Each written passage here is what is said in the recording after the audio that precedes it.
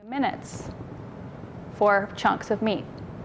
And as I was fixing the meat today, because I used a different container, and I was doing this, and I was in chunks, and I thought, why is it that I am cooking this one longer than 2 minutes? And it's sort of what we talked about before. It's more about the volume around it, right? I've tossed those already and started them cooking on the outside by sauteing them, where when I show you what I made you today, it's a little bit different, so I'm boiling it for 10 minutes, even though they're chunks. So see, there's variables to think through. But as far as this particular way, you're going to do a 2-minute boil. If I am making a pot roast, okay? Here's my pot roast. Am I going to put that whole thing in there? Why? It's going to take me forever to boil that, right? Yeah, it's too thick. It's going to take forever to, you could do it, sure. But if you're going to do it on a 4-minute boil, because at first I'm like, yeah, you can do pot roast in 4 minutes. Okay. It's going to be, it might be barely cooked, it might be cooked enough on the inside, but it's not going to fall apart. Don't you want your pot roast to fall apart? So first of all, I cut it about that thick, because then it only has to go through that much to make sure. 3 inches? It's more like 2, maybe a 1.5. You have Yeah, that was my very first experience with a thermal cooker, and I put a pot roast in about that size, and I put in the vegetables, and that's exactly what happened. It was cooked clear through, right, but it wasn't fall apart or fall apart tender. Exactly. And so I knew then I needed to cut it into chunks before I did that. Exactly. Could you just slice it? That's what I do. I slice it. I just cut it across. Thinner slices than that. Sure, you could do it as thick as you wanted. It just actually technically decreased the amount of time it needed to be boiled, the thinner they were. Sure. So think about that. So then a 4-minute boil would do it, but it's still not going to be totally soft. So I'm like 10 minutes. Why not? I have the fuel right now. I boil those for 10 minutes and put them in. A lot of times it's for pulled pork or something, right? I'm making like a pulled pork. And this is how I do my pulled pork, and it's sort of unconventional a little bit. At least I thought it was, because it seems weird to me, but it works. I got this idea from Cooks Illustrated. They have a Mythbusters book, and it was sort of my Bible as I was studying for this book and trying to, because I mean, I was a caterer, yes, but you know, I displayed things pretty. So I like to cook, but my background wasn't in cooking. So I thought, okay, if there's things that people have been thinking for a long time, what a better book than a Mythbusters book where they tested them all to find some things that might work in the thermal cooker. And somewhere I grasped this idea that maybe what we could do is bring the water to a boil, because you know, usually you have to sear your meat. And somewhere in that book, they actually just brought the water to a boil, so hot boiling water at 205 degrees would pretty good sear that meat, right? So I tried it, and I took my meat, my roast pieces or slices, and I brought it to a nice hard boil, and then I dropped the pieces in it. And then I let it boil for 10 minutes, put it in the thermal unit, and the next morning when I took them out, they were just totally falling apart. If we move to the side, right, we have pasta, beans, vegetables, and grain. 2 of them like the thermal cooker, 2 of them totally do not like the thermal cooker, okay? So let's start with the ones that do, the grains. Rice is the easiest. For me, 99% of the time, my rice turns out perfect. I do 4 cups of water with 2.5 cups of rice.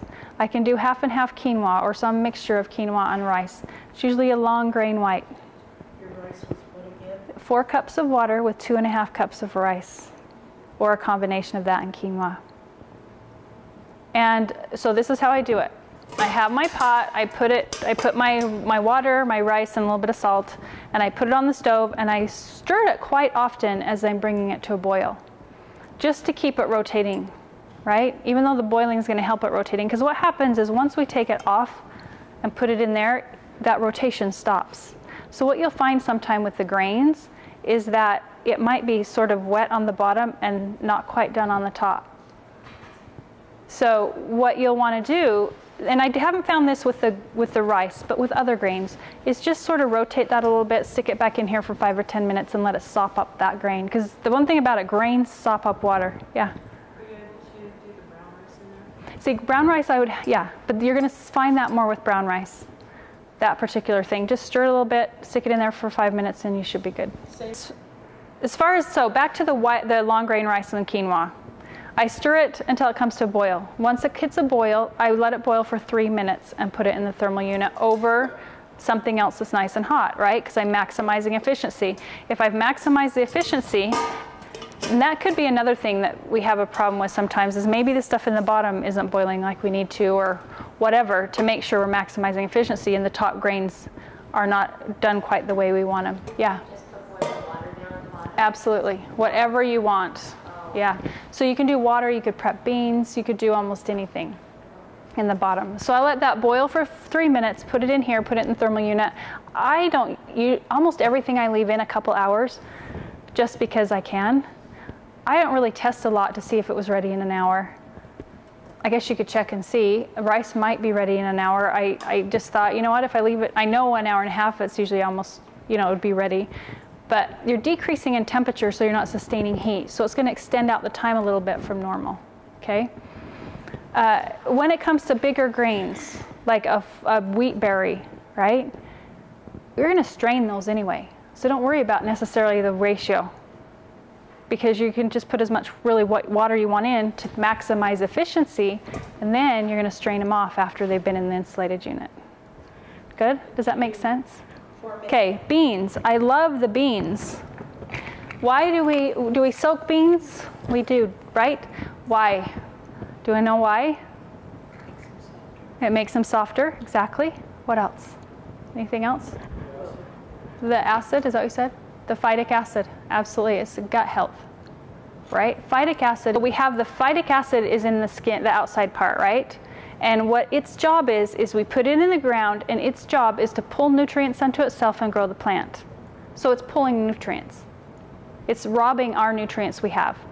So it pulls nutrients, and then I would imagine, gets dumped with the nutrients, right? But if we break that down through soaking, sprouting, or souring, which is fermentation, that will break down that phytic acid, and then it actually distributes nutrition. It helps us distribute nutrition in our body. So this really is a really important step. I used to be really sort of ornery about it. I'm like, the last minute thing. I can make sure my beans are cooked if I just throw them in and boil them for a while, right? This is when I was just cooking on the stove. I can boil them long enough to get those beans cooked, and that's how I usually did things. But now that I've learned, I don't ever make my beans now without soaking them.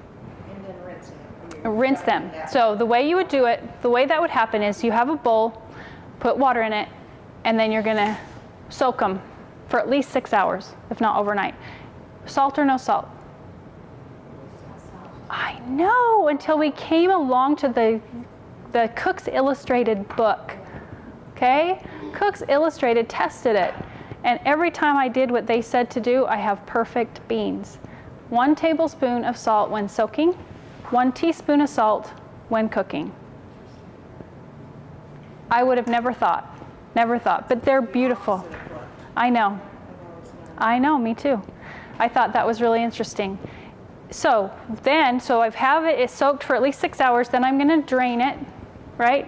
I can even rinse them off, and then I'm gonna put them in the thermal cooker, the pot. I'm gonna add some more water with a teaspoon of salt, and I'm gonna put it on the stove and bring it to a boil. I'm gonna boil it for 10 minutes. Okay, how long do you usually boil your beans? More than 10 minutes? Yeah, works pretty good. If you have old beans, this is where you're gonna have to adapt. Try a half hour of boiling those puppies and put them in the thermal cooker and see if they're ready. Try using distilled water. I heard that helps. Make sure you soak them. If after whatever you do, they're still hard, grind them and use them for flour, or use them for thickener. They're a great thickening agent. So there's things you can still do with them. But if you dehydrate your beans, isn't that going to break it down and make it so that it's not going to be... These are my dehydrated beans. Yeah. Yes, so. Cooked and dehydrated? So now let's show you the example of, okay, now we're gonna make this chili, okay, in the thermal cooker, but we're gonna use dry beans. So this is gonna be my process. I take the dry beans, I'm gonna soak them overnight in the tablespoon of salt. Then I'm gonna strain them and rinse them off and put them in the pot with the water that I need for the recipe. The recipe in here, and we put the beans in that have been soaked. And you're going to bring it to a boil for 10 minutes, and then you're going to add the dehydrated stuff and let that come back to a boil, right? Bring it back to a boil, put it in the thermal unit, and then 5 to 6 hours later, your food will be ready. Right? That makes sense, because you got to leave it in there long enough for the beans to get soft, right? So, but wonder if I've pre-done all my work. So I've soaked my beans, I've strained them, I've put them in the cooker, and then I took them out of the cooker, and then I dehydrated them. Okay, that's what these are.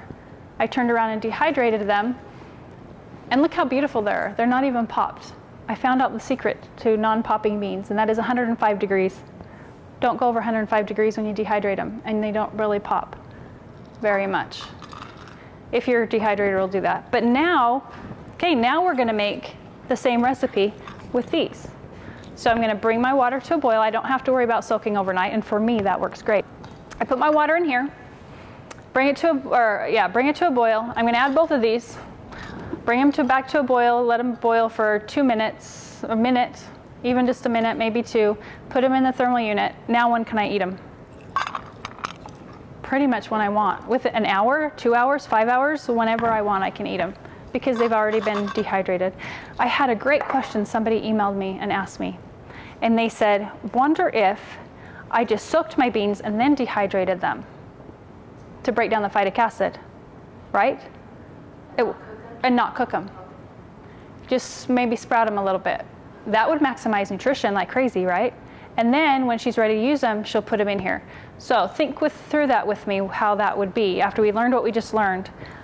As I was answering her email, actually it's a real good idea as far as saving time before, but because most of the stuff I'm not going to eat in an hour anyway, right? Like I mentioned, a lot of times I put it on, I'm going to eat it maybe 4 hours later, and I would think that meal will be ready in 4 hours. You're still going to have the length of time in the thermal unit for cooking, but it would still be okay. There's 8 ideas in the book for pasta. If you're going to eat it within 2 hours, go ahead and put it in. If not, don't, right? Don't. Do it at the end. Put it in a Ziploc and put in here. Lots of different ways to do it. There are ways to do it. Just look through the book and it'll tell you a lot of different ways. But pasta will get really, really mushy in there, so it doesn't really like it. By the way, my spaghetti recipe that's in there is the one I brought back from Italy with me when I served there. So it's the spaghetti one, I should say, in the book where it says spaghetti.